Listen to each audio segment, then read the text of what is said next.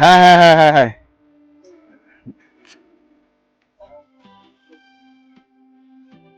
Sir একটু দূরে আছি তো বাড়ি থেকে, সুবিধা।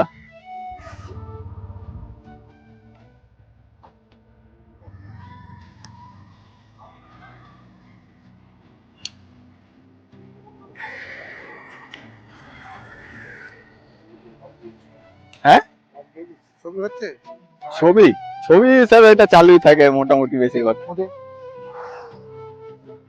ভালো। ওই এত দূর রাইড করে যাবো স্যার, এগুলো চলে না তো আমাদের।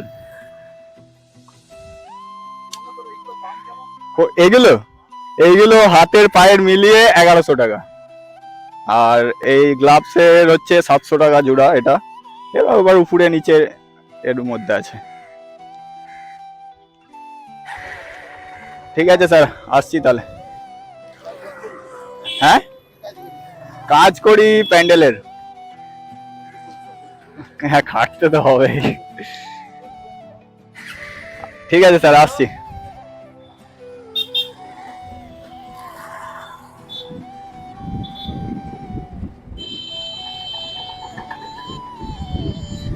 তো ওখানে স্যারেরা ধরেছিল, জিজ্ঞাসা করছে ড্রাইভিং লাইসেন্স আর ডকুমেন্টস চেক করলো, চেক করেনি, নিজেরাই ওদের মেশিনে চেক করে নিল, আর তেমন কিছু ইয়ে করেনি। দিয়ে আমায় বলছে যে দেখি, ওই দাদাকে বলছে যে ও মনে হয় ড্রিঙ্ক করেছে। দিয়ে বলছে দেখি তুমি ফু মারো। আমি ফু মারলাম।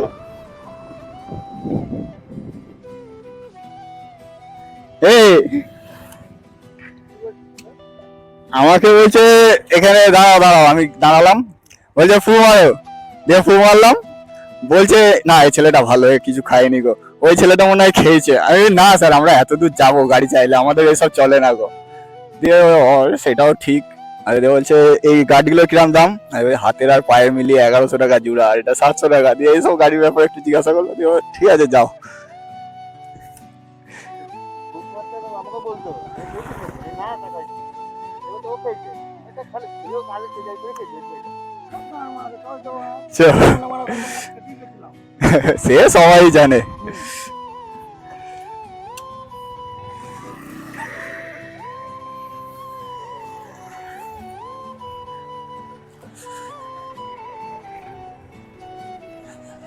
হ্যাঁ, দিয়ে স্যার জিজ্ঞাসা করছে এরকম যে তুমি তাহলে করো কি?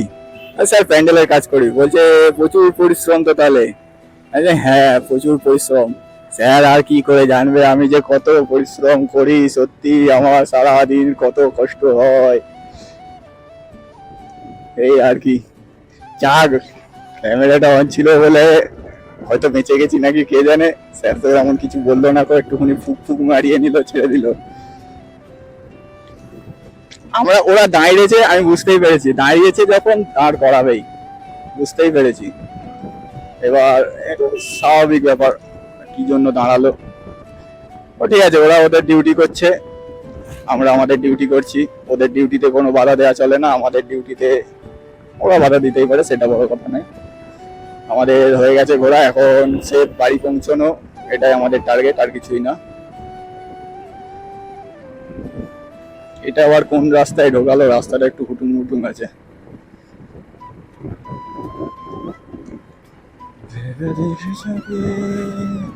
এই যে হেলমেট পরে গেল ওই ছেলেটা, তা কি হিসেবে হেলমেটটা পরেছে আমি তো বুঝতে পারলাম না। কিছু তো কাজের জন্য পড়েছে অবশ্যই, কিন্তু কি কাজের জন্য পড়েছে আমি জানি না। ওরকম হেলমেট তোমরা না পরো এটাই ভালো, কারণ কোনো কারণবশত যদি এরকম হলুদ লাইনগুলোতে অত ঝাঁকুনি হচ্ছে, হট করে যদি হেলমেটটা নেবে যায় বাই চান্স, তখন কি হবে? তখন তো একটা বড় বিপদ হয়ে যেতে পারে। আমি বলবো ওইসব ভাবে হেলমেট না পরাই ভালো। প্রয়োজন পরে তুমি হেলমেট পরো না, তবু ঠিক আছে, কিন্তু ওইরকম ভাবে হেলমেট পরো না, কারণ ওতে আরো রিস্ক বেশি। আর অত রিস্ক নেওয়া সত্যি কথা বলতে প্রয়োজন নেই। আর হেলমেট তো অবশ্যই সবসময় পরো, কিন্তু প্রয়োজন পড়লে তোমরা কাটা হেলমেট পরো, কিন্তু ওরকম পরো না, পরে জিনিসটা বাজে।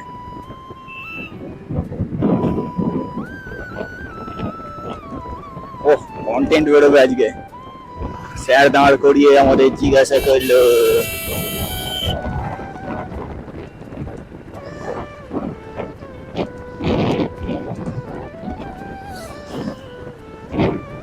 খানিকটা সাইডলিং করে নেওয়া ভালো, মাজাটা ছেড়ে যাবে।